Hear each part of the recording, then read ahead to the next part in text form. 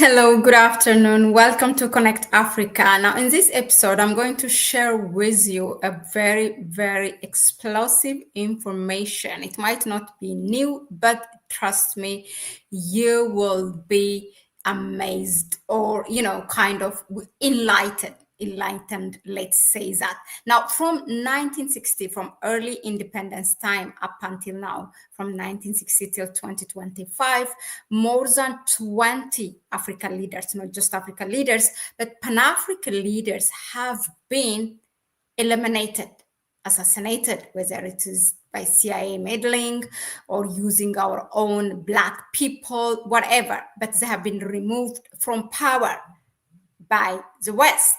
Now, in this, why are they removed? This video is going to reveal to you why are they removed, by whom. Those are the questions that will be answered. And the video I'm going to share with you is from the DJ Bwakali. DJ Bwakali is a Kenyan, and he is also a Pan-Africanist and an author of a book, Savannah Footprints. Now he will take you on a journey from early independence time and up until now, this very present day, more than, revealing to you who are those more than 20 African leaders, to be specific, 22 African leaders. Why are they removed by whom? Who wants them dead? Please, this is DJ Bwakali. Please go ahead and subscribe to his channel. I really encourage you. He's new, but he's on all over social media. Now let's watch together. You see, the Pan-African sun is rising. No force on earth, nobody in this world can be able to keep it from rising. I want to take you on a safari. I want to take you on a safari across Africa. And this safari is going to unveil what is really happening on this continent, and it's going to unveil to you why Pan-Africanism matters to you today, why Pan-Africanism can make your life better or worse. You're going to understand why it's not just about history. It's not just about those who are crazy about Africa, but it is about you and I. It's about all the 1.5 billion Africans in the motherland. And it's about all the millions of Africans in the diaspora. We have to understand why Pan-Africanism matters. So our safari is going to start in Murtala Mohammed International Airport in Lagos, Nigeria. About 15 years ago, I landed in Murtala Mohammed International Airport. But you'll be shocked to learn that at that time, I did not even know who Murtala Mohammed was.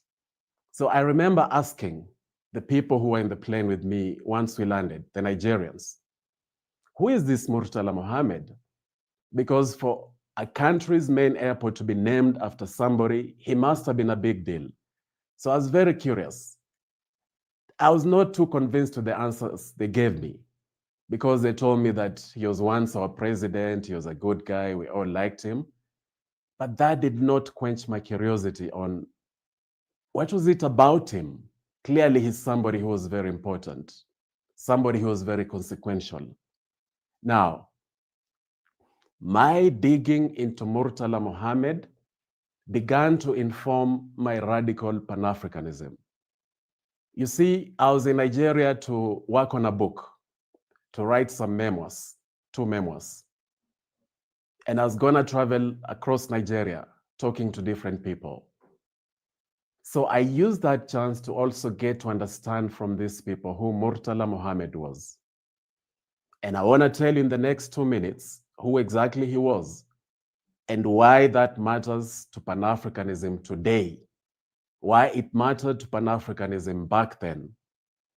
Murtala Mohammed was only 37 years old when he became president in 1975. And for 199 days, he led Nigeria in a very transformative manner. He's the guy who began the plans of moving the capital from Lagos to Abuja into a more central location so that more Nigerians can feel like the country is theirs, they can take full ownership. He also increased the states in Nigeria from 12 to 19. The reason being, he realized that ethnic strife was tearing apart Nigeria. Just 5 years earlier, in 1970, the Biafra War had concluded. The Biafra War had been extremely bloody, and Murtala Mohammed wanted a Nigeria that was completely united. So he knew that having a few more states is going to help to address the regional balance, the ethnic strifes, so that everybody can feel represented. Let me just pause there to say something to Kenyans. You see, Nigeria at that time, after he increased the states from 12 to 19, now Nigeria still has fewer states than Kenya. Yet the population of Kenya is a mere 1/3, less than a third of the population of Nigeria. So Kenya, a country of 55 to 60 million people, having 47 counties, is an example of one of the problems that we have in Africa today. The big man syndrome of politicians looking out for themselves. Nigeria, a country that a lot of times Transparency International usually rates in that integrity index, is still better than Kenya when it comes to ensuring that money is not lost in bureaucracy, in unnecessary administrative units. Now, let's go back to Murtala Mohammed. And remember, we are not just taking a history lesson. By the end of this short segment on Murtala Mohammed, you will understand what it means to Pan-Africanism today, but more importantly, what it means to you in your home, in your office, in your country, wherever you are. As long as you're an African, as long as you're a friend of Africa, you've got to realize that Pan-Africanism will make or break your life. Pan-Africanism will make your life better or make it worse. Now, there's something that Murtala Mohammed did that spoke to the boldness that is required in our leaders today, to the boldness that is required in all Africans today. You see, at that time, in 1975, 1976, the apartheid regime was extremely strong in South Africa. A lot of presidents globally, including the United States of America, were shying away from speaking out forcefully against the apartheid regime. At this time, Nelson Mandela was still in prison.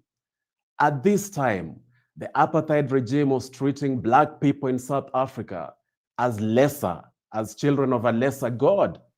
And a lot of times they were also doing it in the name of religion.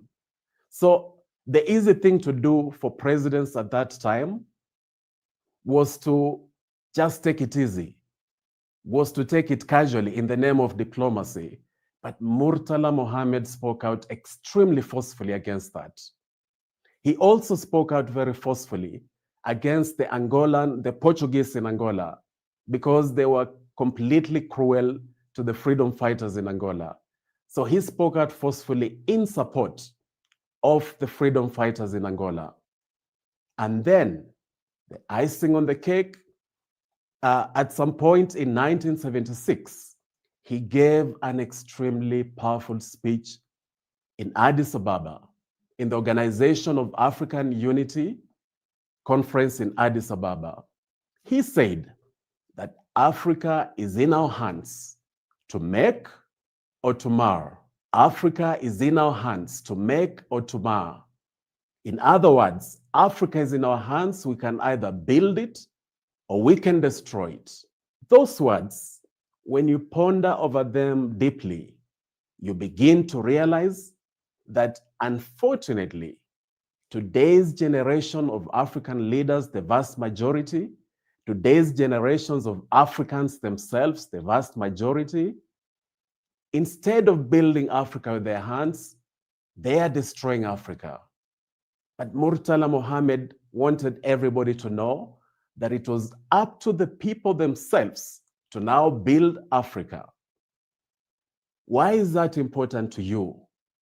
Because today Africa is facing immense challenges that can only be solved if Africans come together, if Africans become proactive. These problems cannot be solved by the politicians alone. They cannot be solved by the policymakers alone. They can only be solved by Africans realizing that Africa is in their hands to make or to mar. Now, before I conclude about Murtala Mohammed, I want you to know one thing. This show is your show. This is our show. This is a Pan-African show. And the goal of this show is to ensure that we begin to make Africa instead of destroying it. The goal is for us to sharpen each other's minds, to lift each other's spirits, so that, just like Murtala Mohammed said, we can begin making Africa. I call it transformative Pan-Africanism. This is a Pan-Africanism that is not just romanticizing the notion of being African. That is not just saying that we're the cradle of mankind. Because when you say we're the cradle of mankind, but we don't transform the continent, the bullets keep flying, people continue sleeping hungry, diseases continue to ravage us, that will not help the people of Africa. We must now embrace a transformative Pan-Africanism that makes life better for every single African. So that is the lesson that you have to take away from Murtala Mohammed and leaders like him. We're going to talk about more of those leaders in the next 1 hour. And remember, we are not talking about them from a historical perspective only, but we are talking about them so that we can understand how they treated Pan-Africanism in their time and how that relates to you and I. Now, before we leave Nigeria, let me urge every African to do their best to visit Nigeria before they die, or before Jesus comes, or before the last day comes, whatever you believe in. The reason I say that is because we often sometimes make fun of Nigerian memes and in jokes about the accent, about Nollywood, but we need to understand it's a very consequential country. About 1 in 5 or 6 Africans is Nigerian. And if Nigeria gets its act together in terms of transformative governance, in terms of transformative leadership, then the rest of Africa will have to follow suit. That's how influential Nigeria is.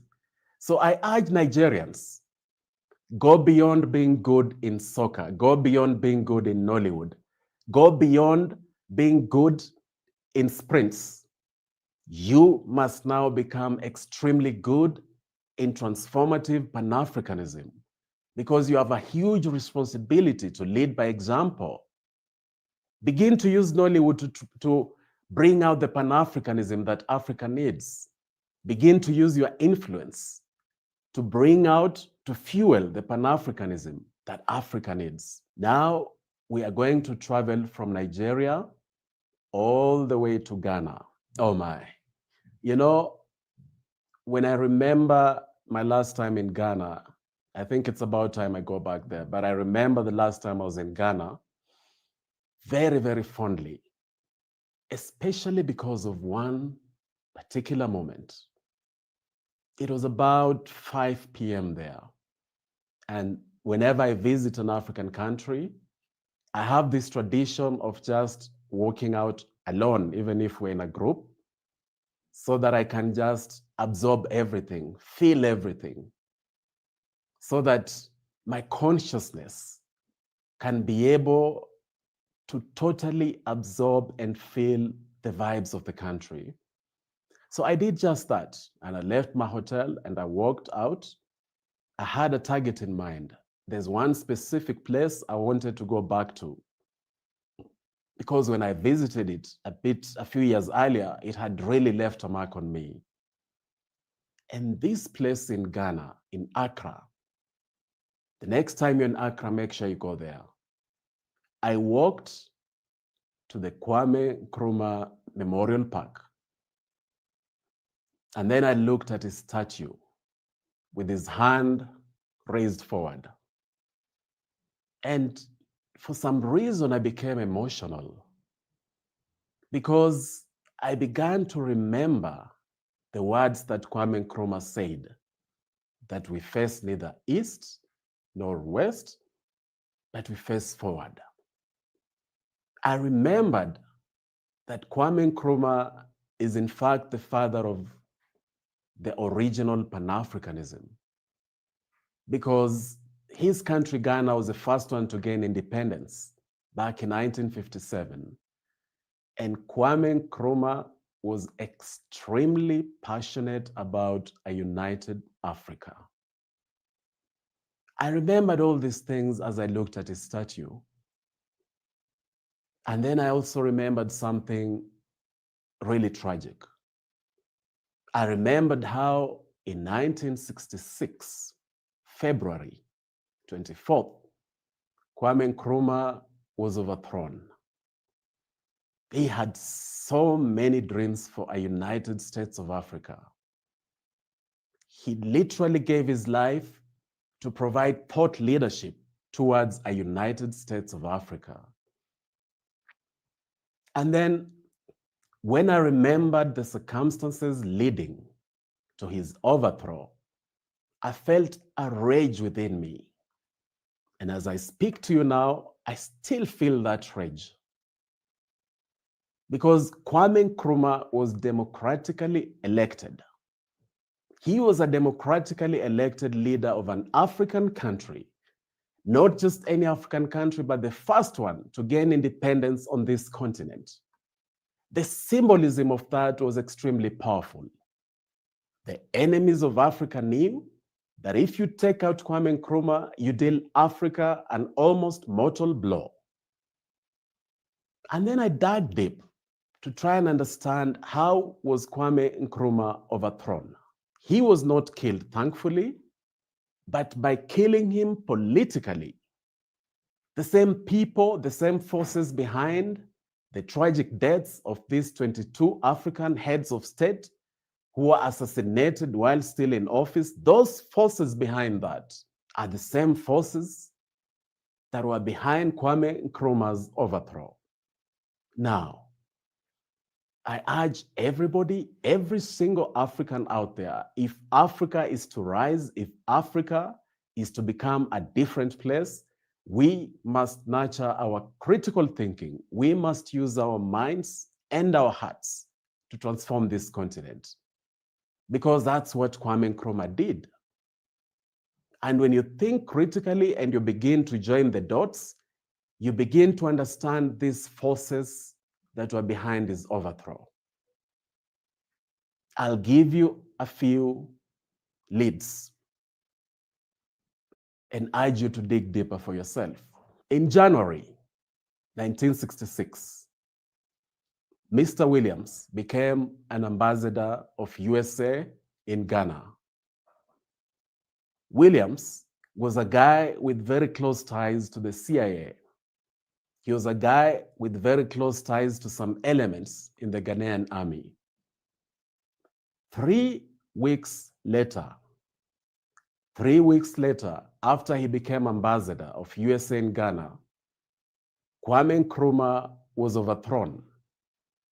At the time, he was not even in Ghana. He was visiting China and Vietnam, and his enemies chose that particular moment to overthrow Kwame Nkrumah. We do not talk about this enough. And my prayer and my hope is that Africa will begin talking about these injustices enough. Not because we're fixated to the past, but because the same enemies who took out Kwame Nkrumah politically, who took out Murtala Mohammed, took out his life, who took out the lives of many other African leaders, those same forces, those same enemies are still very much vibrant, alive, and active. And unless we talk about this, so that the African awakening can bring up Africans in arms, not violence. And by arms, I mean to bring up the consciousness of Africans to address these sinister forces. If we don't do that, that's why they keep repeating this over and over. In this scenario, It's clear that Mr. Williams was sent to Ghana to ensure that Kwame Nkrumah's overthrow was finalized. And do you know what was Kwame Nkrumah's fault? Ask yourself, what could be so bad that the enemies of Ghana, the enemies of Africa would want Kwame Nkrumah dead politically?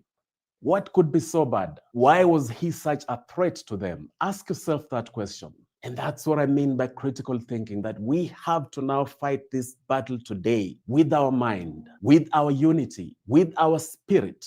And part of that spirit, central to that spirit, is Ubuntu. I am because we are because I am. We are one people. We have to fight these enemies, these forces at that level, because they cannot defeat us there. The reason they hated Kwame Nkrumah that much, there are a number of reasons, but today I'll address only one. The Cold War, pitting the West against the East, with USA and the then Soviet, USSR, being the main players in that Cold War. Africa suffered a lot because of that Cold War. And for the West, for America, unless you are explicitly with them, they considered you to be an enemy. But Kwame Nkrumah made it clear that Africa does not face East. In other words, is not for the Soviets. Neither does it face West. In other words, it's not for America and their allies. But Africa is facing forward. We are facing forward. We're just seeking to rebuild. That was his attitude, and he mobilized Africa. Many African countries became part of the non-aligned movement that refused to take sides in that Cold War. But because of that leadership that he provided, Kwame Nkrumah became a mortal enemy to the United States of America. Why then should they take him out politically? Is it just because of that Cold War?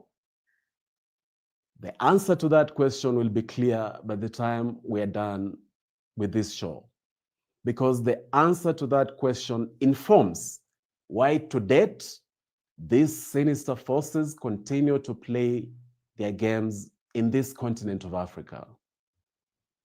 Now, there's a lot to unpack about Kwame Nkrumah and his philosophies, and we will keep doing that in the coming months. But for today, the takeaway, the sparkling gem of knowledge that I urge you to take away from this conversation and go and keep in your treasure box, because that treasure box is what will transform you into an African who will transform this continent. The sparkling gem of knowledge that I urge you to take away from Kwame Nkrumah today is this. After he was overthrown, Kwame Nkrumah ended up living the rest of his life only 6 years, because he died in 1972 in Guinea. Sekou Touré, the president of Guinea, invited him to Guinea and even made him an honorary co-president. That's how tight they were. It's the kind of unity amongst leaders that was making a difference in Africa at that time, that would have taken Africa to the next level had the West not interfered like they did. But here's the takeaway. Here's what I want you to take away. He spent these 6 years of his life not mourning, not behaving like a victim, not lashing out, but he ended up writing more than 20 books. I urge you to look up some of these books and read for yourself what he believed in and why he was urging Africa to be united. One of these books is of relevance in this show today. It talks about neocolonialism as being the last part of imperialism, the last stage of imperialism. We, in today's Africa, the current generation of Africa, we must now become thought leaders just like he was. We must make our case to each other, and even if thought leadership is not your thing, make it your business to dig deeper about what is happening in Africa today and why it is happening. That's the reason we're calling this show African Awakening.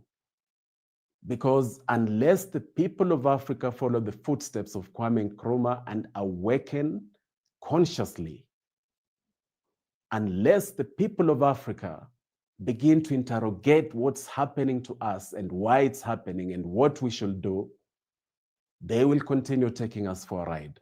For today, our safari in Ghana will have to conclude there. But make no mistake, we are going to continue interrogating a lot more of Ghana and Kwame Nkrumah, not out of nostalgia, but so that we can pick many of the things that he taught that are still relevant to us today. And also, we can avoid the mistakes that he also made. Because if we repeat the same mistakes, then we end up with the same fate. Now, before we proceed with our safari today to South Africa, and I promise you that's going to be an amazing part of this journey. For the next 10 minutes, we're going to travel now to South Africa, and we're going to glean from there what we need to understand about the Pan-Africanism of the 70s and 80s, and what it means to us today, how it can help us to be transformative Pan-Africanists. Good people, fellow Africans, I am really having a great time.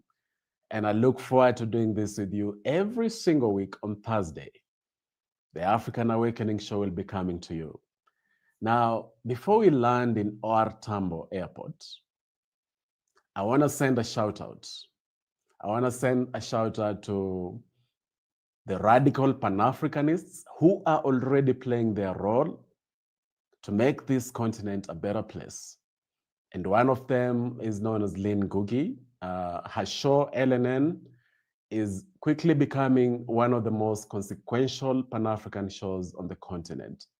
I celebrate you, Lynn, and I celebrate you, every single African toiling, either in the shadows or in the limelight, to make this place a better place. Now, we are landing in OR Tambo International Airport. Again, if you haven't visited South Africa, you have to put it on your bucket list. South Africa is an extremely amazing country, and I love South Africa dearly. I can't have enough of South Africa. That particular day, when I landed at OR Tambo International Airport in Johannesburg, I wanted to kill some time before I left the airport because I had arrived a bit early. So I decided to walk in a couple of bookshops at the airport. And I remember walking into this tiny little bookshop, probably 3 meters by 3 meters. And one book caught my eye. I literally dove towards that book. You'd have thought there was a scramble for the book. This book, the title was I Write What I Like. I just loved the title, even before I knew who wrote the book. But I didn't have to look at the name of the writer of the book because I knew that face. I knew that face so much because this face belonged to somebody who is one of my role models. In fact, I credit him for the title of this show, African Awakening, because this guy, although they took him out, they took his life when he was only in his early 30s. And I have never forgiven the apartheid regime for doing that. I'm talking about Steve Biko. I remember taking that book, paying instantly, and I was late to leave the airport to go to my hotel because I had to read chapter 1 of the book. I was so eager to understand why Steve Biko was the person that he was. And this book is not about him, it's from him, in his own words. Now, when you look at Steve Biko, one of the tragedies of contemporary Africa and contemporary Pan-Africanism is the fact that a lot of the people in today's Africa, irrespective of their age, are forgetting about Steve Biko.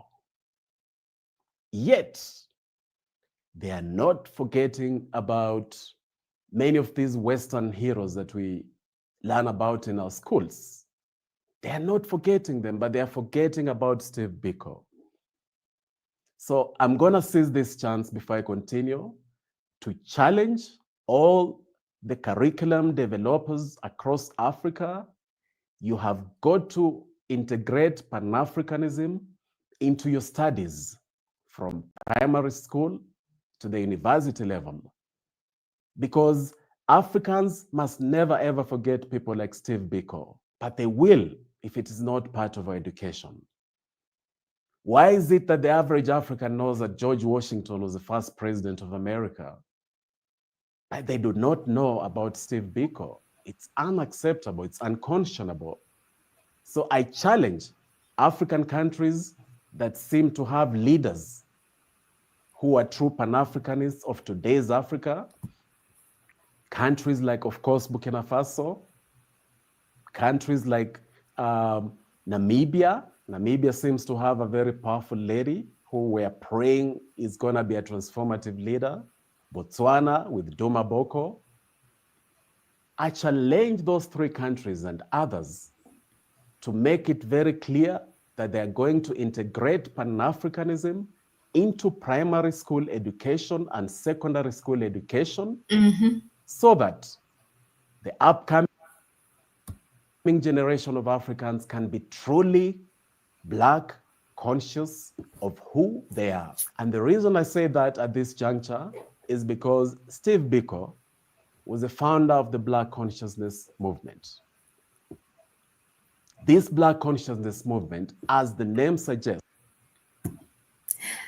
just like what DJ Boakali said, I really urge you to go and read this book by Steve Biko. It's his own words. It's like a biography. Actually, it was a man called Donald Woods, but he written his own words of Steve Biko. He followed his life. This really, it ignites something in you. I really even love the smell of this book. I just love it. Yeah, so thank you, DJ Boakali, for bringing that. So let's continue really listening to this. This is really very interesting. Yes. He also believed that if the Black consciousness becomes increasingly stronger, then the people of South Africa would be able to defeat apartheid. He believed that you've got to be proud of who you are as a Black person. He believed that without Black consciousness, selves will continue looking at themselves as inferior, whether consciously or subconsciously. Now, the sad reality is this: today's generation of Africa needs that message more than ever before. Something as simple as kinky hair. Kinky hair is one of the most powerful crowns on this earth. But a lot of times, you find people regarding kinky hair as something that has to be treated, something that has to be addressed or corrected. You may say that it's for pure cosmetic purposes, but when you're talking about Black consciousness, it means being proud of every inch of your body, every inch of a psyche as a Black person. And Steve Biko became so powerful with his Black consciousness message that he inspired a generation of teenagers in Soweto to rise up in the famous Soweto uprising. He inspired them to do so. Teenagers, let that be a challenge to today's youth here in Africa, that your time is now. It is no longer tomorrow, but it is now. Your time to rise up and demand good governance, transformative leadership is now. Your time to rise up and speak against the injustices across the continent is now. It is not tomorrow, it is now. But you can only do that if you embrace Black consciousness. And Black consciousness is simply the African awakening of Africans themselves beginning to believe that they are more than worthy, that they are priceless, that we are priceless. If anybody in this world should feel superior, it is actually Africans, because we're the cradle of mankind, we're the cradle of humanity. So we must continue with that battle from where Steve Biko left it.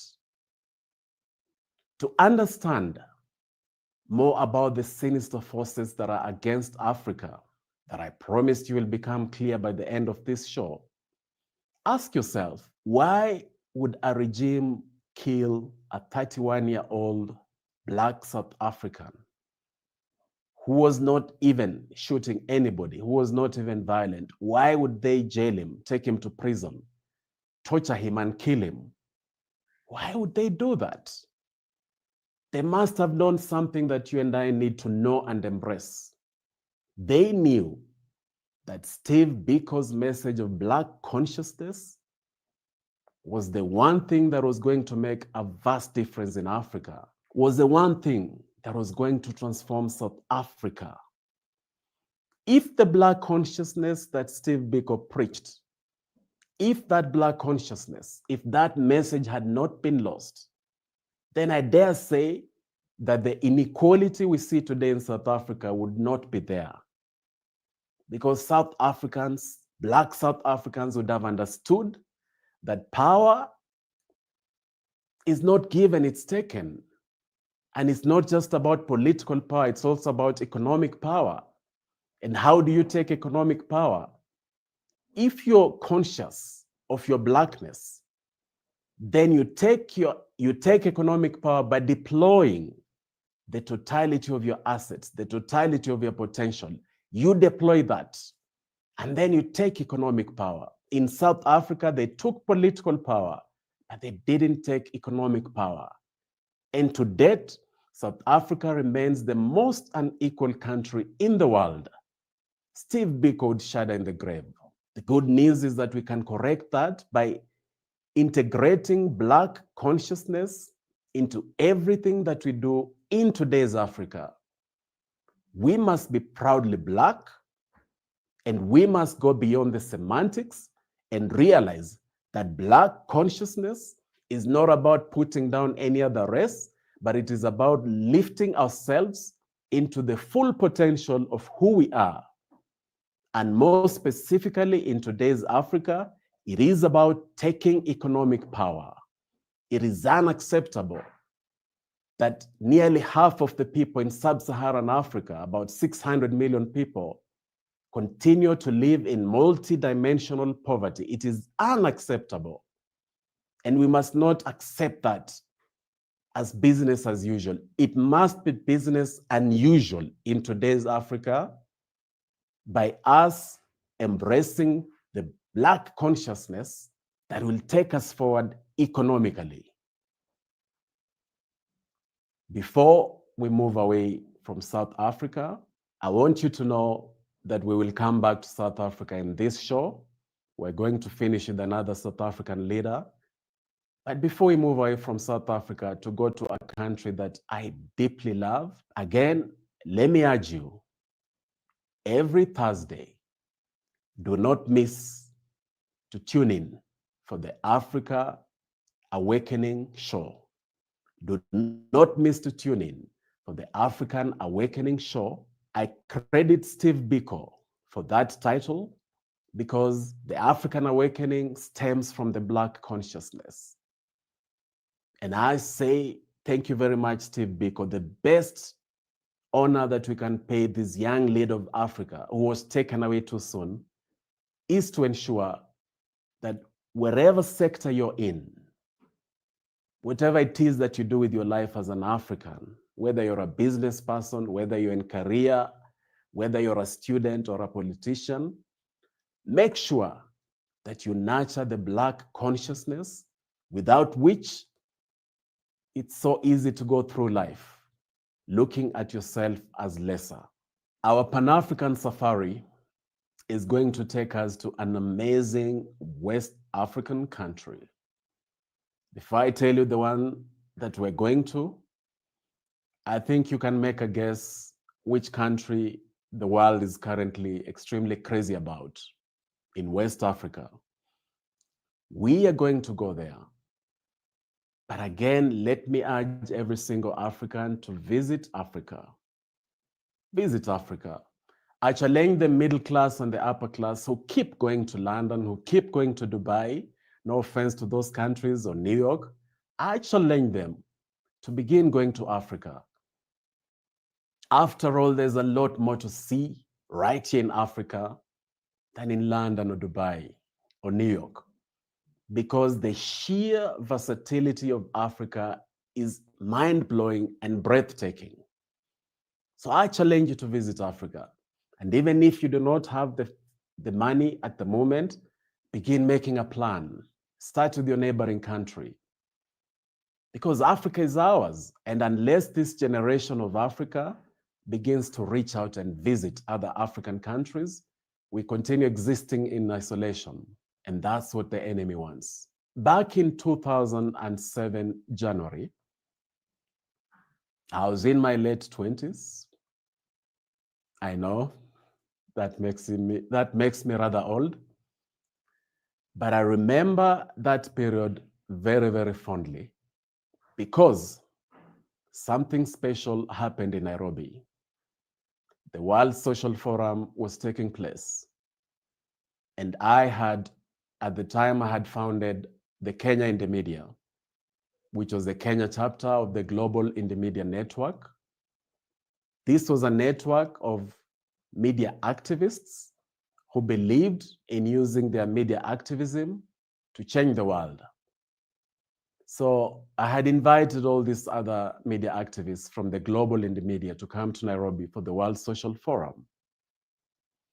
And one of my friends, who was working very closely with me in that, had started an organization that was taking part in this World Social Forum.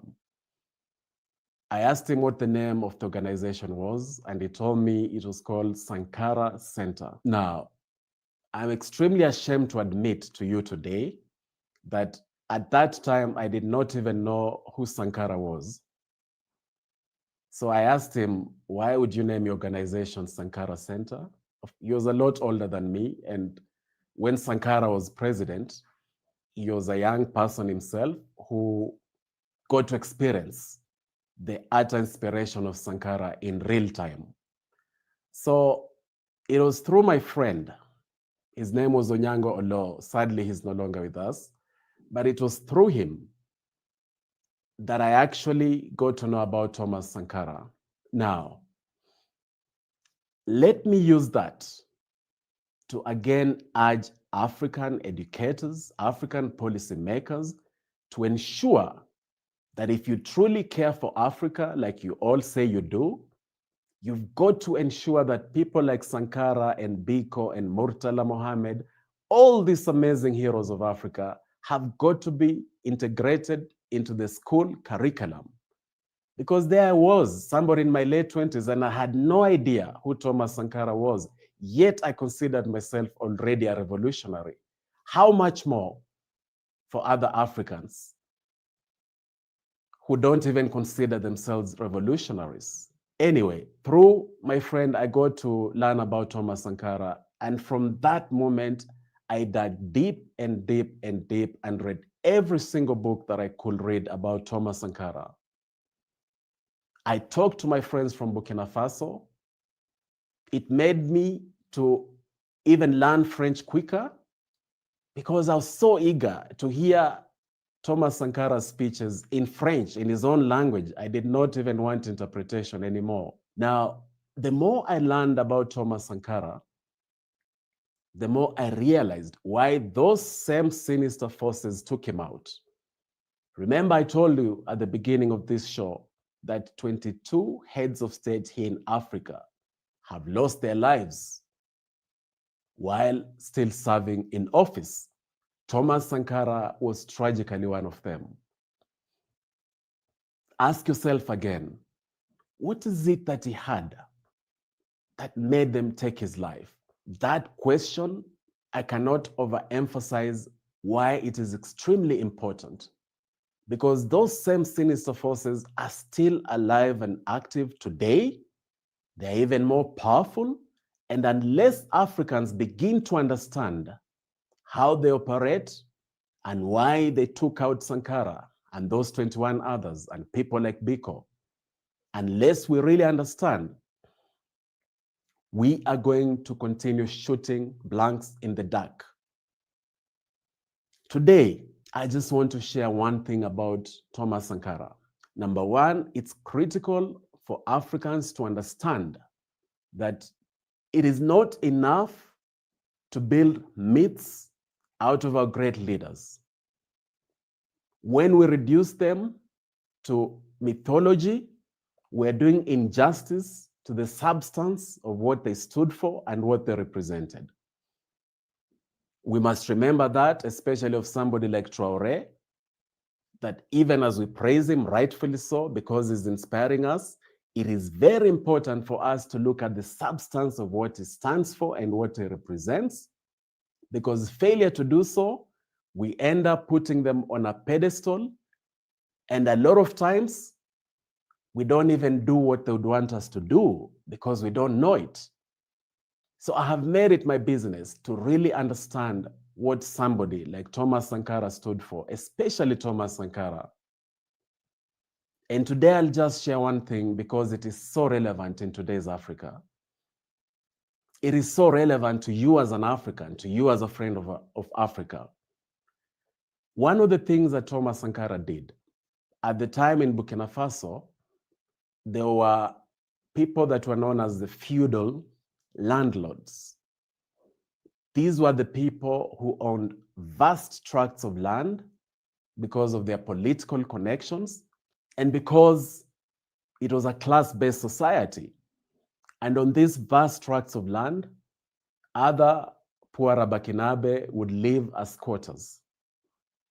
Thomas Sankara said, wait a minute, Burkina Faso belongs to the people of Burkina Faso. How is it that just a few people can own vast tracts of land in this country? So what did he do? He instituted reforms that led to the ordinary so-called poor Bakinabe owning land in Burkina Faso. The government that he led was able to systematically redistribute land in Burkina Faso. Now, here's a crazy thing. A lot of this land used to lie idle because these feudal landlords would not even cultivate this land. It was just there for their gratification to feel that I'm a rich person, I've got a lot of land. Thomas Sankara ensured that systematically he was able to redistribute that land. That is why you never hear that what happened to Zimbabwe then happened in Burkina Faso, because Thomas Sankara truly wanted the people to own this land. It was not some political gimmick for him and his cronies to end up simply replacing the feudal landlords and becoming feudal landlords themselves, because that's what happened in Kenya. We're going to address that one of the coming weeks. The Mau who fought in Kenya, who shed blood so that Kenya can be free, ended up landless because leaders like Mzee Jomo Kenyatta and his cronies ended up owning this land. They simply replaced the white person. But Thomas Sankara didn't do that because he truly wanted the people of Burkina Faso to own land and use it. What happened as a result? Within 3 years, and again, as I always say, you can dig this information up. You can research for yourself. Within 3 years, Burkina Faso's wheat production doubled because the people had land and the people could use this land. He empowered the so-called peasants. But in today's Africa, those so-called peasants, the smallholders who own 1 acre of land and less, who don't even own land, who have to lease land if they have the money, they remain completely disempowered. So the lesson for us today, in today's Pan-Africanism, is this: the quality of your leader, the quality of your president, the quality of your member of parliament, the quality of your governor is directly proportionate to the quality of your life. Because there are a number of things that you can never do for yourself, however successful you are. You cannot build good roads. It's not your duty to do so. The government should do it. You cannot put in place systems that will ensure that smallholders in this country, across Africa, are able to earn from their sweat. You cannot do that. But the leaders that you elect are the ones who should be able to do that. Which is why we must now borrow a leaf from Thomas Sankara. We must now follow in the footsteps of Thomas Sankara and address the land issue in Africa. It remains extremely emotive. A few minutes from now, I'm going to explain to you something called agro-colonialism. That is a strong part of the neo-colonialism that we're facing today. That is back because we have not borrowed a leaf from Thomas Sankara and say that African land belongs to Africans and they have a right to use this land to make their lives better, to feed their families. Today, many policies and many governments are disempowering African smallholders in so many ways. But Thomas Sankara believed that they have to be empowered so that they can be able to produce optimally from the land that belongs to them anyway. It's very important for today's Pan-Africanism. I urge every African to interact with African land. You don't have to own the land. If you can own it, the better. But even if you do not own land here in Africa and you're an African, make it your business to occasionally just go out and touch the African soil and realize that people have lost lives because of that soil. Realize that this soil in your hands can feed the continent of Africa and feed the world. Because after all, 60% of the remaining arable land in this world is right here in Africa. That's how powerful we are. But if we continue with the kind of leadership that we have today, then this land will not even benefit the people of Africa. Your role as a Pan-Africanist in today's Pan-Africanism is to ensure that you inform yourself about this African land, is to ensure that if you can, you begin to cultivate this African land, you begin to use it to ensure that we have total food sovereignty on this continent. Now, we are going to leave Burkina Faso and fly back to South Africa.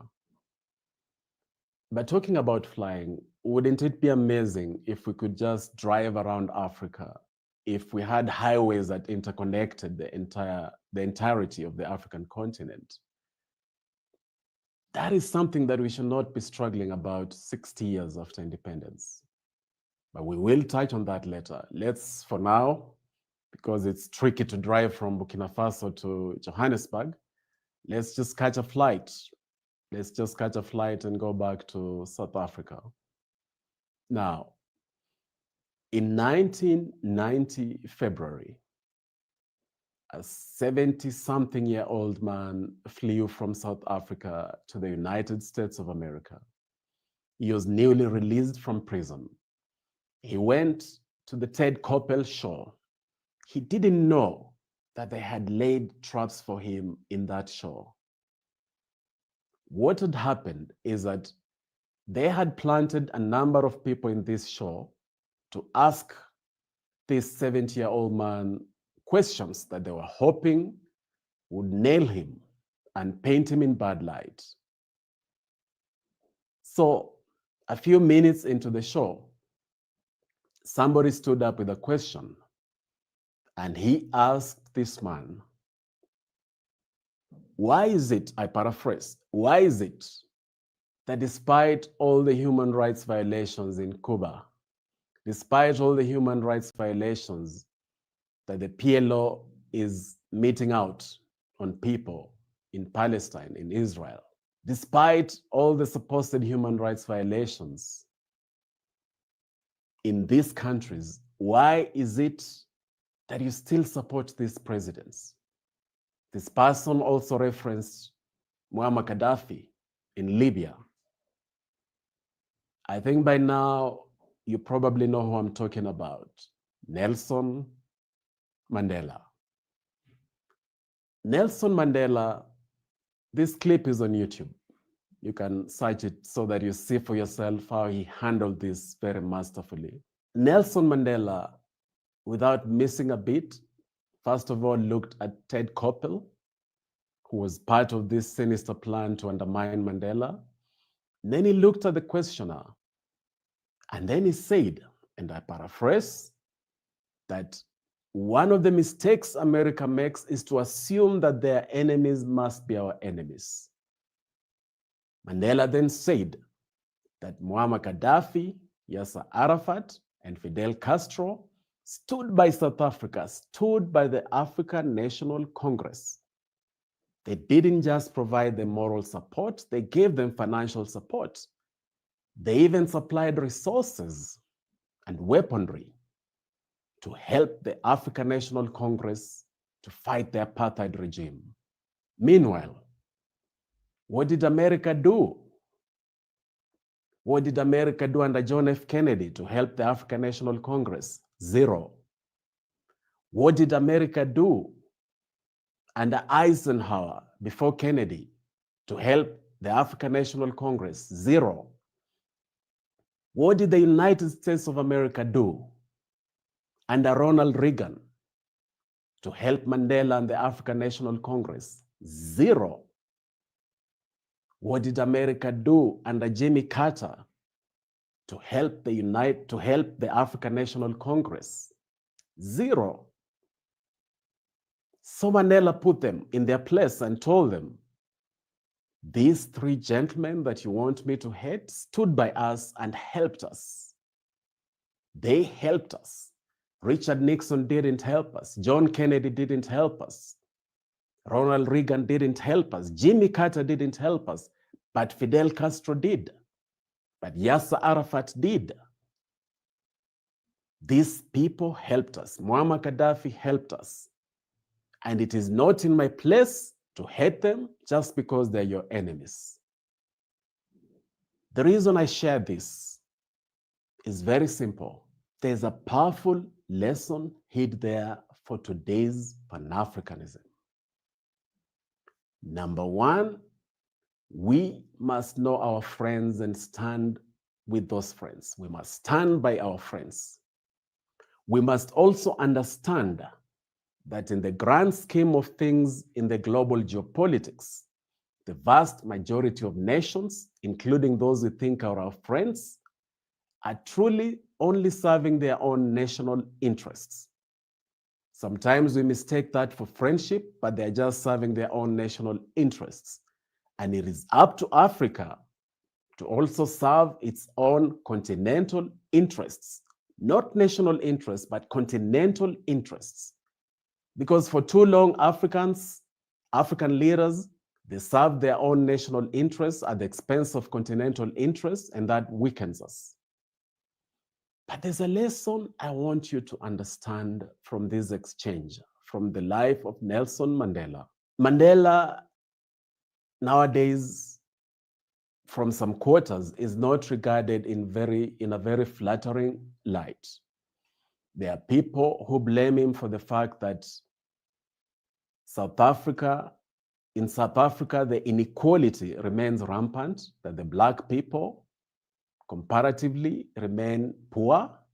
There are people who blame him for that. But it is very, very important for these people and every African to understand that unless the African people themselves wake up, unless we rise up, unless we allow Black consciousness to reign supreme in us, there isn't a single leader who will give us economic power. Not a single leader.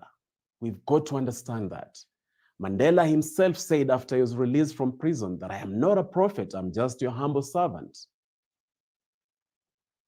And therein lies a very powerful lesson for today's Pan-Africanism. Here's the thing. Liberation is not an event, it is a journey. Liberation is not an event, it's a journey.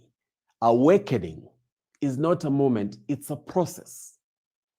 Mandela did his part, but the people, partly because of the impact of the Western-style democracy, the influence of the Western-style democracy that seeks to create messiahs out of leaders. And in so doing, it's very deliberate, because when the people wait for a messiah, they become very passive. They become very passive. They become very laid back because they are waiting for the messiah to save them. And that's the influence of the Western-style democracy that has turned Africans into people who perennially wait for messiahs in the name of leaders to come and save them, not knowing that these leaders are often a reflection of your own attitude, of your own spirit. So let us learn from the example of Mandela. You can see from the exchange that he had with Ted Koppel and the guests who were there, that this is somebody who truly meant well for South Africa and for Africa. Now, he had his shortcomings, but to remain fixated on those shortcomings, again, excuses us from taking action as Africans. We must be proactive, and once we realize that liberation is a journey, then we do not leave it to any single driver to take us forward. We realize that we have to share, not just in the driving forward of this African vehicle, but in maintaining it. There's something for everybody to do in this journey. Once we realize that the African awakening is a process, every time we fall down, we stand up, dust ourselves, and keep walking, keep moving forward. So it's very important for today's Pan-Africanism to appreciate the fact that those who are there before us did their bit. They may have fallen short, or they may have even taken us for a ride, as many of them did. However, it is now incumbent on us, because the baton has been passed on to us. It is now incumbent on us to take Africa forward, to allow the process, the African awakening process, to continue unfolding in a powerful way that is completely unstoppable. So let us ensure that Mandela's long walk to freedom is perceived as part of a process that is still unfolding. We are not yet free, especially economically. That's why the Economic Freedom Fighters Party of Julius Malema was very successful, resonated a lot with South Africans and Africans as a whole. But if we understand that it is not even up to Malema to then save Africa, or in this scenario, it is not up to Ibrahim Traoré to save Africa, it is up to Africans themselves to ensure that all these leaders play their part, knowing very well that they are servants of the people. So take this sparkling gem of knowledge and keep it in your treasure box. That liberation is a journey, that awakening is a process. Let us not reduce it to one single moment or to one single person, because when we do so, we excuse ourselves from playing the part that we should. And when we do that, the awakening is interfered with. The liberation is interfered with, and Africa becomes weaker. Now, before we fly away from OR Tambo International Airport, I have a request for everybody watching this. This is your show. This is our show. I invite everybody to send questions, either on the issues that we've discussed in today's show, or any African issue that weighs you down or lifts up your spirit. You know, it's not always about the problems we're going through. Sometimes it's about the small and big victories that we need to celebrate. So I urge everybody, feel free to share your questions, to share your comments. If you can do so by video, the better. You don't have to do it, but if you can do so by video, We will ensure that as much as possible, we actually play those videos so that fellow Africans and people around the world can be able to watch you and hear from you directly, your question or your comment. So I urge everybody, in the spirit of now being proactive, because I've told you, ain't nobody who's gonna save you. We have to save ourselves. We have to be the people who step out with a Black consciousness overflowing within us to make Africa a better place. And one way that you can start doing that is to be very, very active in this show and in other shows that are seeking to make a difference. So if you have a question, if you have a comment on Africa, on Pan-Africanism as a whole, feel free to share in the comments, or feel free, if it's a video, you can send via WhatsApp or via WeTransfer on the numbers, on the contacts that you're seeing on the screen. And we will be happy to play that because this is your show. Now, moving on. We're now flying to Jomo Kenyatta International Airport in Nairobi, Kenya. Those of you who do not know, Jomo Kenyatta was Kenya's first president, and for very long he was hailed as an African liberator, as an African hero. But as time goes by, because Black consciousness is rising, because the people's awareness is becoming stronger and stronger, people are beginning to dig deeper, not to malign him, but for the truth to come out. And you know, the truth always comes out. And if we do not learn from the truth, then the injustices that are hidden in that truth, that are contained in that truth, keep recurring, keep happening. Anyway, story for another day. Now we are in Jomo Kenyatta International Airport. For those of you who haven't visited Kenya, you need to do so, because Kenya is clearly one of the most beautiful, amazing countries in the world. Kenya has the totality of semi-arid land to mountains to all manner of terrain and geographical features. Kenya sits right on the equator, meaning that the weather and the climate is absolutely stunning and amazing.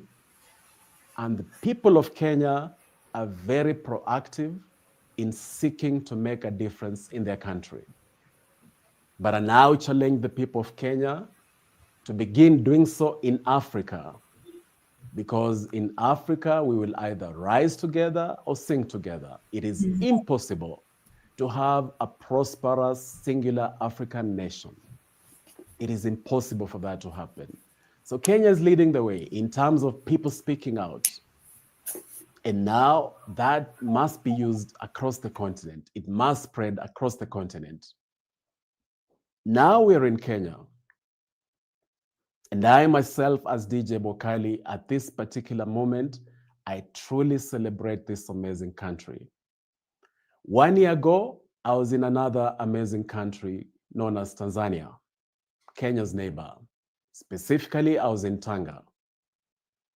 It was June 21st, and the demonstrations in Kenya, the Gen Z demonstrations, were in full force. And I remember that time in Tanga, I love the ocean a lot. I'm crazy about the ocean. So I went to the beach, a rocky beach somewhere in Tanga, because I wanted to do a video, send a message to people across Kenya and Africa. And this video was simply talking about Kenyans being fed up. And there was an unstoppable force brewing in Kenya that nobody was going to be able to stop. I did that video with the background of the ocean, with that amazing power, unstoppable power of the waves behind me. And then I shared it. And I was pleasantly surprised when a lot of people began interacting with that, because at that moment, Kenya was right in the middle of those Gen Z demonstrations. And I was itching to travel back to Kenya so that I can be part of that. But the earliest I could leave was June 25th. So I remember arriving at the border in Namanga, and some of the immigration officials recognized me from that particular video and from my Pan-African work. And I was like, I think maybe there's gonna be trouble here. But I was surprised to learn that just like other Kenyans, they were also hurting. They spoke in coded language, but it was very, very clear on whose side they were on in these demonstrations. In fact, they're the ones who told me, because it was about 6 p.m., they're the ones who told me that Parliament had been breached, that demonstrators had made their way to Parliament. And as I drove from Namanga, I remember seeing the army on either side of the road, and it was clear to me that things were now different in the country. So the rest is history. We now know what then happened. We know that so many Kenyans lost their lives, most of them young people. We now know that these young Kenyans were able to bring an entire government down because the president sacked the entire cabinet, even though he still sneaked some of them back, and even though to a large extent it remained business as usual. But these young Kenyans had made a statement that Africans were tired of bad leadership, that Africans were tired, that it was no longer going to be business as usual.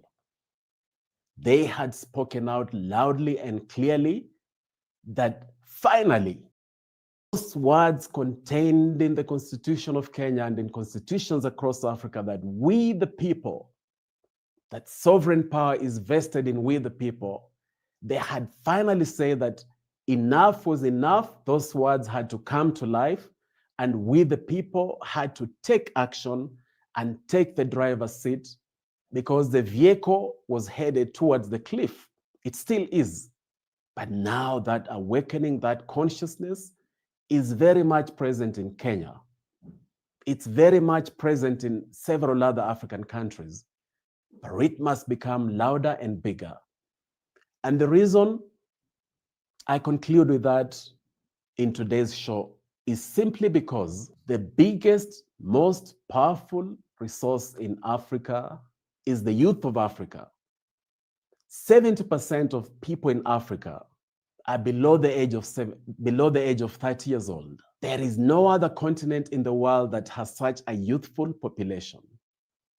So when the youth of Africa do like the youth of Kenya did, of stepping forward and realizing that it is up to us, it is up to we the people, that is what must drive contemporary Pan-Africanism. That is what must fuel transformative Pan-Africanism. For this amazing youth of Africa to realize that they can no longer be on the sidelines, to follow in the footsteps of Steve Biko, of Thomas Sankara. And it gives me great joy to add to that list, to follow in the footsteps of Kenya's Gen Z, because they showed the world what can be done when Africans come together and say, Tosha, enough is enough. It is very, very important for the rest of Africa to use that as a resounding rallying call and say, Tosha, enough is enough. The people of Zimbabwe deserve better. The people of Tanzania deserve better. The people of South Africa deserve better. The people of Ghana deserve better. Nigeria, they deserve better. Algeria, they deserve better. Egypt, across Africa, the people of Africa deserve to live in a continent where people are not fleeing from and dying in the Mediterranean, seeking a better life in Europe, a better life that no longer exists. The people of Africa are tired. And let that be the rallying call that is going to resound across Africa, that enough is enough. And Africa must now be the place that it was meant to be. A place where every African who lives is living for pleasure, not because of necessity. A place where nobody is fleeing away from because they have sufficient food on their table, because they have decent livelihoods. That is the Africa that contemporary Pan-Africanism must work towards. And this Africa is not possible if we do not unite. My concluding message and rallying call today is that we must increasingly look at ways of uniting. And in next week's show, we are going to go deeper to understand how neocolonialism has kept us from uniting, but how we can fight back, not in a reactionary manner, but in a very strategic, systematic manner. Next week, we will take a deep dive into how exactly Africa can begin uniting so that neocolonialism can crumble and so that transformative Pan-Africanism can reign supreme. I thank you very much for joining us in this premiere show. Asanteni sana. Thank you very much. Merci beaucoup à tous.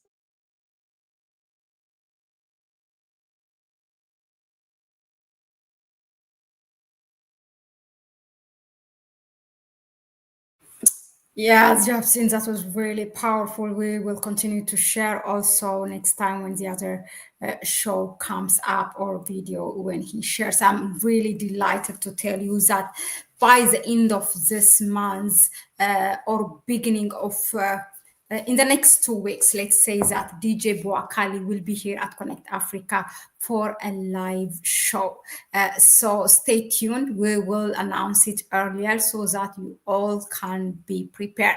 Thank you very much again. And let us know in the comment section, what do you think of this revelation? Please go ahead. I also encourage you. He is all over social media, but he's new for YouTube channel. Go ahead and subscribe to his channel, DJ Boakali.